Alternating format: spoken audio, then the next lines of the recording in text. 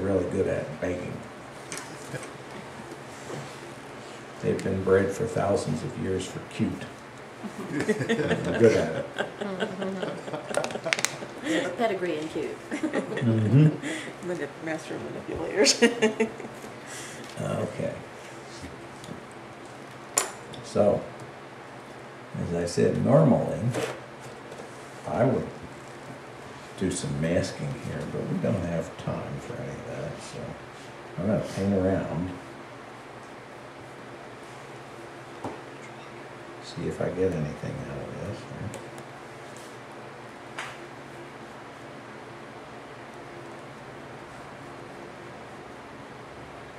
One of the things that's sort of useful about all these mini demonstrations is just that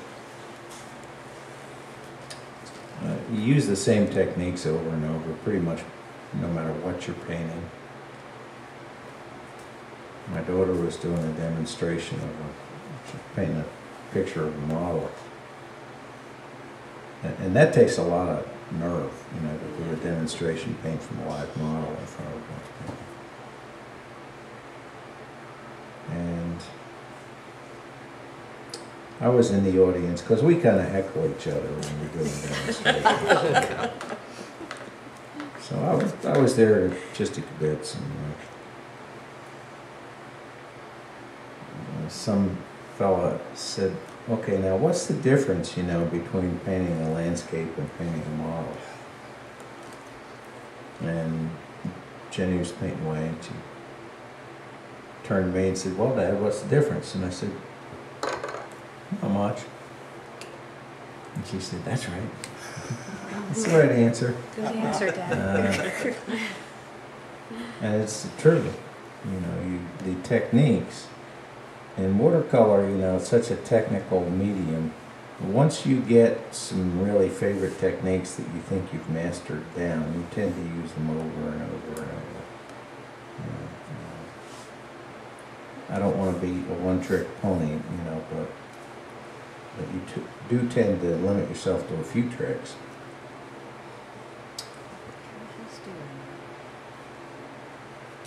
So, you know, same as so many of my other things, I've got a big puddle here. And I'm basically painting around, because what I'm trying to do is I want to outline. Is that something you don't want to get wet under there, David? Because it's getting Yeah, wet. probably. In that part of that picture, that won't hurt anything, but let me kind of, yeah, just stick it sort of in between the cover and the thing there. This does have one on. Well, depending on where the water is, it won't hurt, and I don't think it's going to hurt there. Okay, so I got a bunch of water here, and I'll start adding some color. And since I'm in a hurry, and I've only got about 10 minutes left here on this particular one,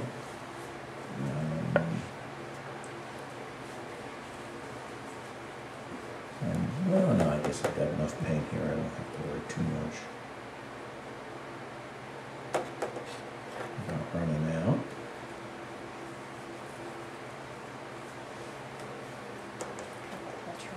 Oh, I love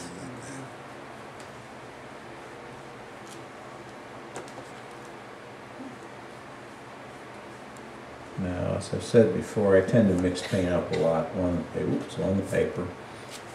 Makes it a little more lively. You know, people see the finished product and they miss all this excitement.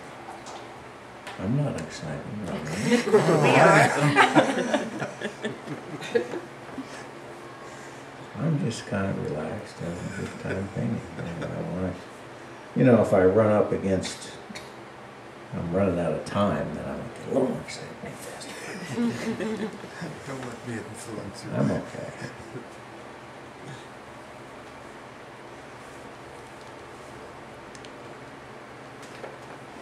Everybody, look at the monitor. You can see the overall effect of what it's doing.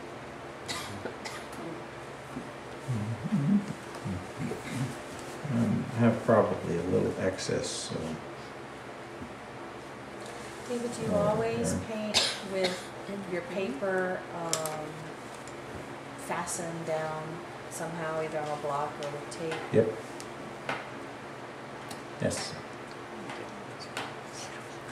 Tape more than likely. I mean, I use the block for demonstrations like this and for plein air painting because it's heavy. It doesn't blow away in the wind. Normally in the studio I'll tape something down with some foam core, you know, but you do that outside, carry it outside, and the wind starts blowing in it. There goes your picture. That's one reason why I don't do any plein air work in Corpus, because of that wind blowing all the time. Mm-hmm. Well, it's pretty windy out at the lake frequently too. Mhm. So. We have no seams that stick to the, we have sand that sticks to it, and Right. we have those little no seam things, and Well, yeah, there is that. stuff.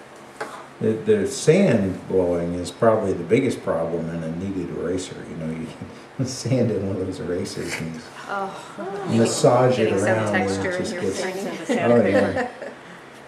I went down to Canyon X to do some painting, and by the time I got down there, the wind was 20 miles an hour. I just had to close everything up and sit there. Did you drive down yourself? Did No, somebody- the one person has an exclusive concession to go down there. Lance? No, Charlie. Oh, Charlie. Yeah. I know a guy that does a lot of plein air painting in Wyoming, and I don't know how he does it with that wind. Yeah, I see a lot of them up in the Boundary Waters, and they have to put alcohol. They carry gin on them and vodka, and they put it in their water and they drink it. Well, I So the carry, water doesn't I freeze and they carry don't freeze. vodka. I carry vodka sometimes too, but not for the painting. Their water would freeze, so they're painting pretty much with a lot of alcohol, and then they're drinking it. It seems to work for them. Actually, I think maybe, you know, Kahlua and coffee is a little better. I'm not sure how that'd be when you're painting though. It's 40 below, the Kahlua isn't going to help you out. No, probably not. Well, it makes you feel good. So you freeze to death. That's right. Thin, don't they? Freeze to death, you don't even know it. Wow.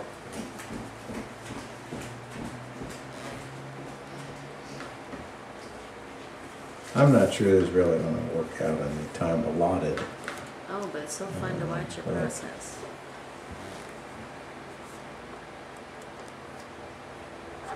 I've got about Oh, maybe an 7 more minutes here. What you want to do with any picture like this is try to get it sort of locked in so you got something interesting. I have a hard time approaching a picture a little bit at a time where I paint on, you know, finish one little part and then work to another little part, because I'm always afraid that when I get done all this I will have done a lot of work and then the last little part I do doesn't work and I've wasted it. So I tend to like block in the whole picture like this and think to myself, okay, can I actually get a good painting out of this? Because I can watch it, you know, as long as it's wet like this, you can sort of watch things develop and change them as they go along. I can make pretty much any changes I want in this.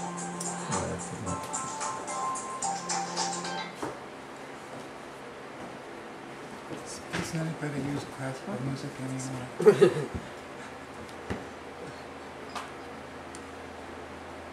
Classical music.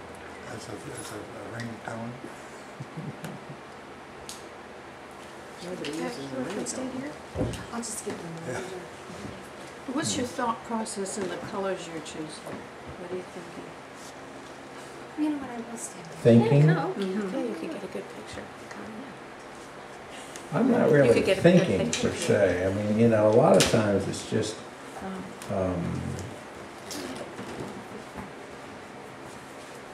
it's more instinctive, you know, you're just winging it. It's not like you're doing a lot of thinking. I sort of look at the photograph and think of things, if you will, of things that I want to take out of the photograph and put in my painting. I mean, there's some things that I like about the photograph and some things that I don't, and so I just I'm sort of abstracting as I go along. Right now, I notice that I kind of like the warm tone around Princess's fur where the light goes into the dark. You've got to have some way of calling attention to the dog.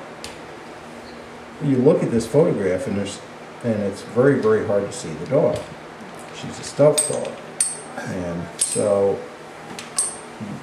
I'm trying one thing and another to have the dog sort of subtly in the picture, not jumping out at you, but you want to notice her. And one thing is to put some color in her coat there where it goes from light to dark. She's a sort of a ginger brown poodle. I would call it ginger. Well, apricot. Yeah, I was waiting for help there. I would have called it ginger, but okay, apricot. There we go, that's apricot color. And I try to make that, you know, the brightest color on the picture, and that way you draw attention to the dog.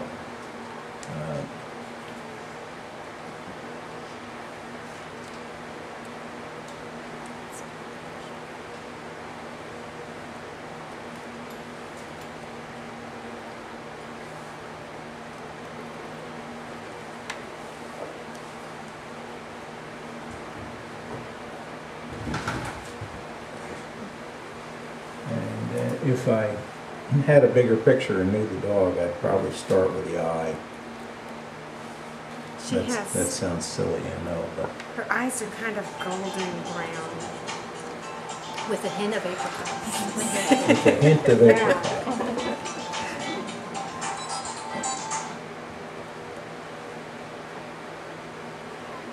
If we get all the phones going at once, or cacophony. Who wants the first dance? I didn't think that had a real good beat myself. Hopefully we won't hear it again.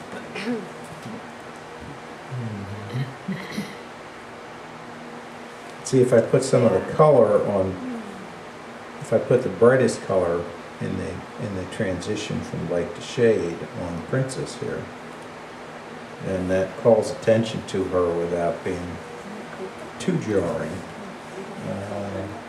Wow. Oops, I don't know what color that was. I think I just got some quinacridone gold. And that's a little extreme for.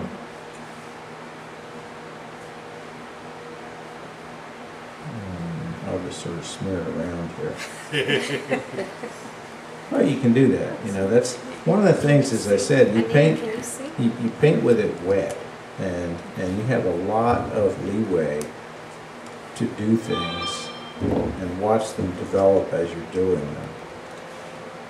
So I can change colors as I go along.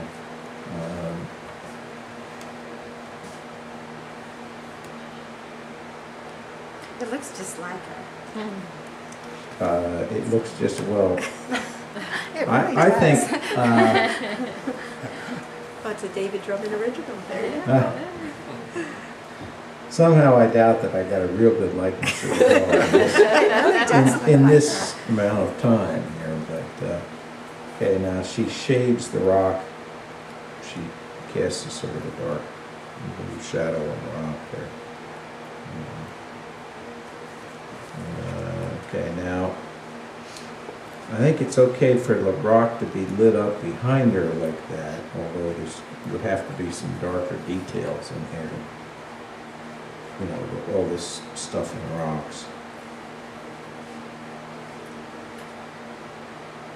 Have you met Charles Reed?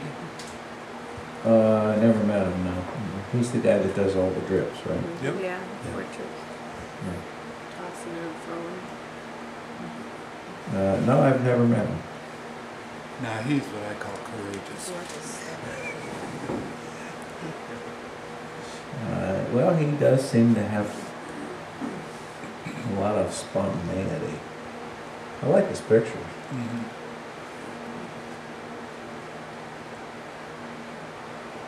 I had a lady friend when I lived in Williams who went to school with him.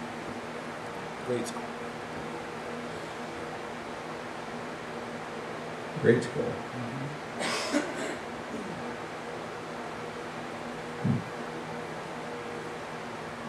We're almost at the end of Princess's Reign in the studio here.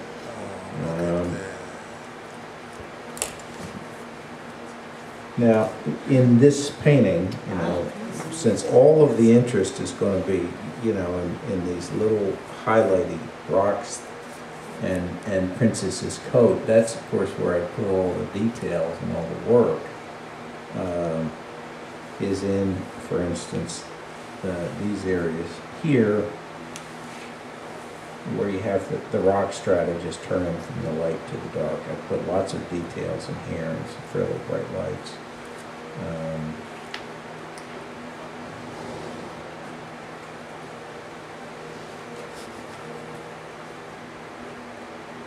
And you want to keep it wet because you don't want, you always want, when you do this sort of thing, for it to look decisive. Whether it's right or wrong, you want it to look decisive.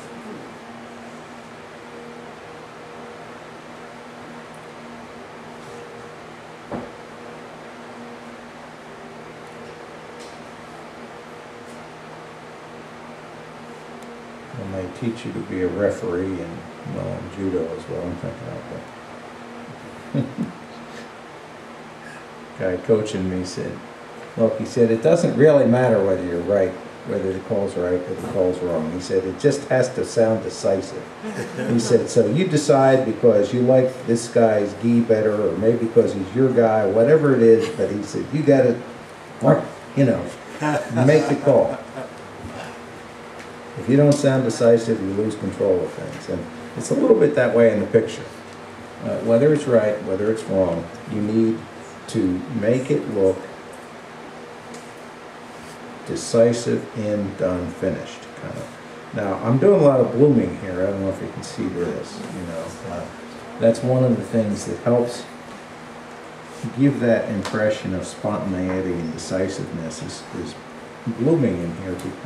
And I'm not quite sure why it does, but it gives the feeling that you were doing something in a hurry and you just pushed it out, and there you go. Like it or not, this is what you get. And but also blooms add a lot of interest. They add a lot of complexity to the texture of the thing. And okay, so we're sort of developing. I would crop this picture even more, maybe make it a vertical this way.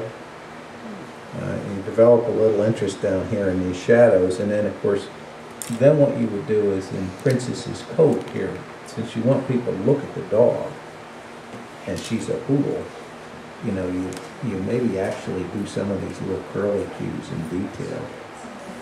You know how they have these woolly coats. I had an aunt who bred poodles, standard poodles. They're nice dogs, but they were always in the creek. They love water and they smell. So I always remember how poodle coats smell, you know. It's a wet dog smell. Essence of wet dog. You know. Essence of wet dog. She's too small And to small smell, children. but I'll jump off the boat and swim and turn around and there's these little paws just there she comes. Little paws. Well, they do love to swim. They're definitely water dogs. Funny is I thought she was a big poodle. Well, she's about 13 pounds. Oh, yeah. She's small. And I've bred her. I have grand puppies from her. Grand puppies. Now, after that was dry, would you go back and do any detail, or is this kind of like the Yeah. whole thing would be? Okay. No, I would go back and do detail, but what I want to do is get a picture that has a composition and a structure and Right.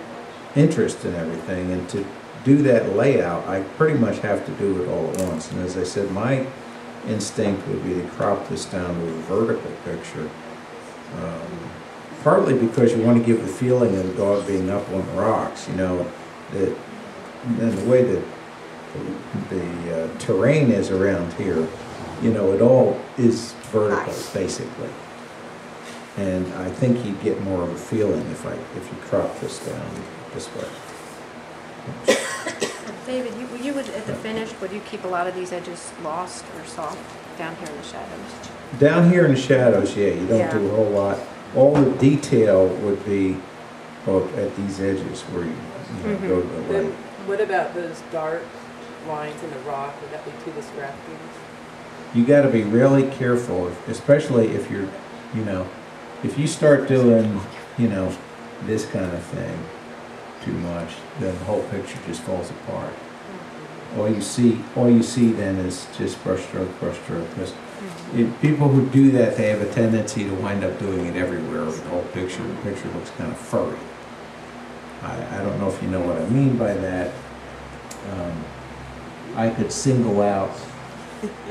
Oh, well, I'll just raise my hand. And, you know, Let's just get it over with. But in order to avoid that kind of problem, I have a tendency to do dry into wet painting, where, for instance, if I were putting detail in these rocks over here, say, okay, see, there's all this stuff down there. And I want to avoid this kind of brushy look, this stuff.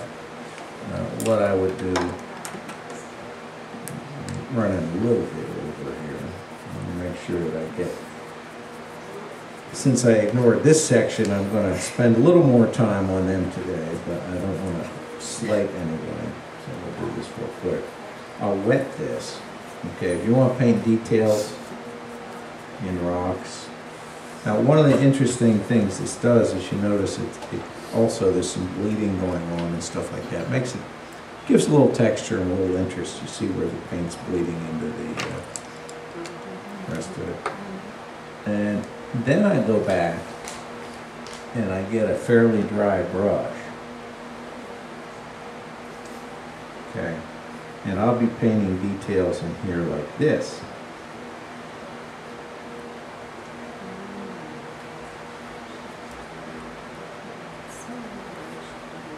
They're softer, and you don't have to be precise about them. People have a tendency when they're doing the dry brush thing, they have to be very precise because they know whatever's on the paper is going to stay there.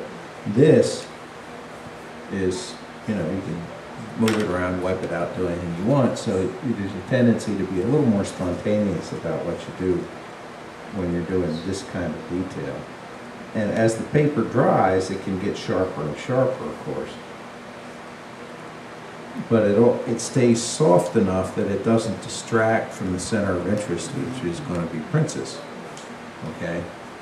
So I have a tendency in landscapes in distant areas and portraits or figures or whatever, when you have an area away from the center of interest, I'll do this kind of dry into wet painting. And it just kind of softens everything just a little bit. And the other thing is that you never get that dry brush paper texture like that, which is something that can be very distracting if you see it all over a painting. I mean, and people, they discover that as a trick, as a technique for, say, sparkles on water in the lake or something. You know, they'll discover that just sweep the brush over and use the paper texture. And people fall in love with that trick, and they do it over and over and over, and then pretty soon all of their paintings, the whole paper is just covered with these little brushy stroke things, and it's very, very distracting to me.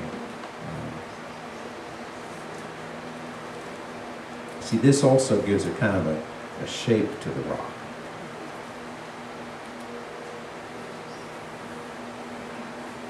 And I can be really sloppy about how I do it.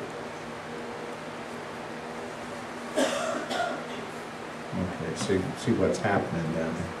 So that's when I do those kind of details, I do have a tendency, whether they're in the shadowed areas or in the light areas, of doing this wetting the paper first so that everything I put on the paper is softened out a little bit. That way when I go back and I work in here and I put the details in the dog, they stand out more. You tend to look over here. Now, I can't really do that because, to be honest, on this photograph, you can't really see the details that well. That's, I'm having a little hard time. She's very curly and very cute. I know she's. I can make a. Yeah. Okay. Curly. Cute. Yeah, absolutely. I want to see you paint And cute. very demanding dog.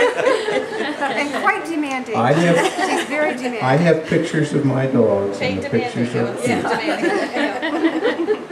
cute. She has a very long nose. Very long Okay. ears. Long ears, long nose. I want to watch you paint demanding. Long ears, long nose. And very full ears. Just She wants to finish painting. That's not going to happen. In fact, this is probably about as finished as it's going to get.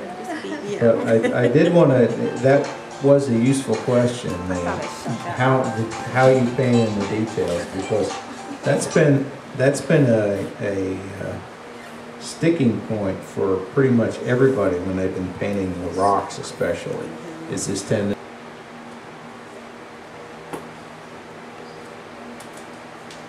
Any backlit flower like this, if you look at real close, you'll see that there's a little brighter ring right around the flower. Right at the edge of the petal, there's a very fine, yeah. It's just on the outside, a very Mhm. fine petal. And so I paint a lot of backlit irises and roses and whatnot. And I always start out the same way. I paint the background first. So that's just dirty water? Yeah. Tinted. Dirty water. That's part Loaded of the, that's part language. of the magic. That's wet food or water. Mm-hmm. Princess water. it's apricot water. Can't you just say soiled?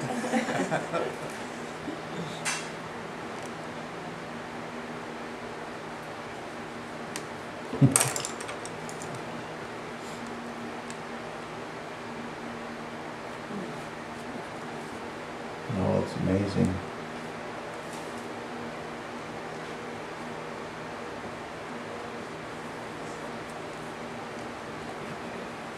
The power of choice of words. Yes. Yeah, have you ever, there's a book called Anglish to English. Anybody ever read that book? That's my favorite. It's edited by a guy named Richard Lederer, and basically what it is student bloopers that have been sent in to him by all these teachers, English and history teachers, and various people all over the world. And one of them was this professor who sent in this thing by a student and had a sentence in there. And it said, she fell down the steps and lay prostitute at the bottom. And the professor wrote on it, my dear sir, you need to distinguish between a fallen woman and one who has merely slipped.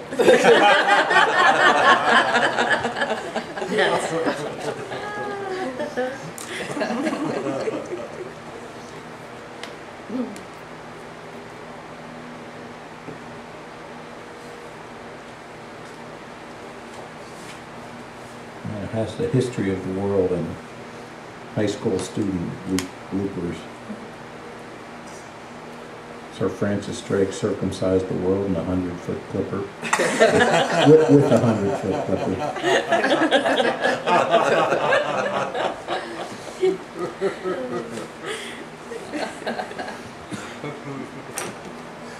Okay.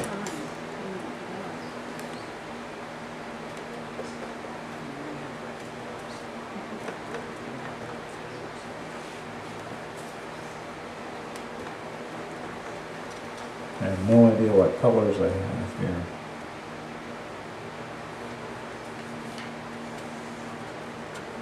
I've never painted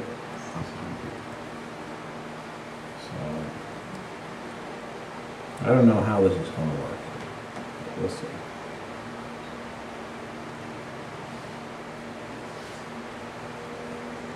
I ran the background over the bottom of the flower here because the flower's a little darker. Of course, the flower's orange, so what I'm going to do is kind of yellow up the background in that area.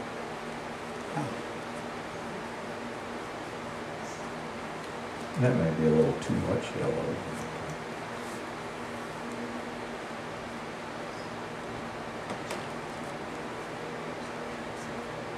Do you use gambos very much? Not very much, no. Is it too staining? Since I don't use it too much, I don't really know. What is that? Gambos, your gambos. That's one of my favorite colors. I'll try it and see. You know. In Daniel Smith, it's not staining. It's not? Not much. They have a transparent yellow too, but any yellow tends to kind of do I something.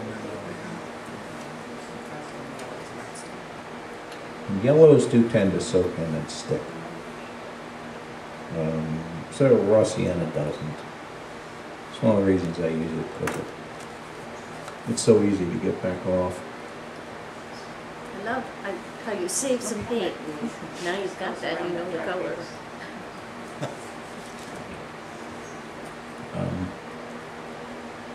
If you, of course, now I don't know if you're all familiar with all the various paper types and what happens, you know, when you paint on Arches paper versus Bristol board versus Yupo. You ever tried Yupo? Or? Yeah. I threw away. I've actually sold a few paintings on Yupo. It's interesting stuff. Say the name again. Yupo, Y-U-P-O. It's like watercolor. It's plastic. Really? The paint doesn't stick at all. It just comes off totally. So, But if you make a mistake, you can wipe it off. yeah, you just wipe, take a rag and wipe it off. Now, the other alternative, if you want to have that effect, but you don't want to have something quite as drastic as Yupo, is you can paint on matte medium. You just take a piece of Arches paper and buy the matte medium, the liquid, an art supply store, paint all paper with it, and it's the same thing as Yupo. It lifts right off, but you can make various textures on the paper with the matte medium. Similar to gesso? Yeah, it's like painting on gesso, same kind of thing. Except the matte medium actually lifts even a little easier than a gesso does. You have to drip on your pants. Oh, I wouldn't want that. Priscilla would Yeah, she'd be looking at the drip and she'd poke it.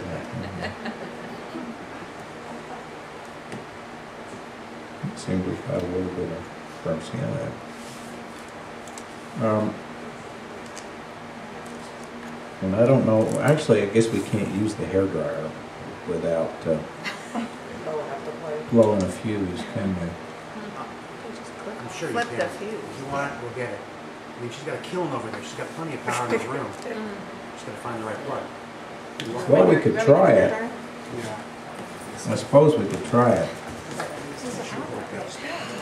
I think that's the one that went out yesterday. However, the point that I was going to make